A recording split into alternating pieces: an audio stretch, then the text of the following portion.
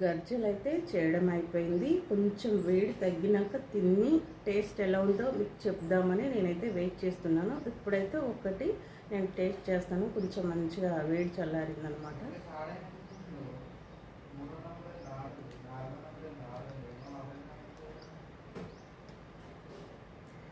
Super అంటే super కుదిరినాయి friends. అన్నీ పర్ఫెక్ట్గా సరిపోయినాయి.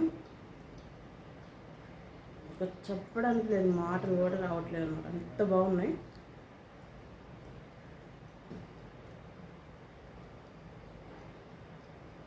స్వీట్ అది చాలా సూపర్గా ఉంది.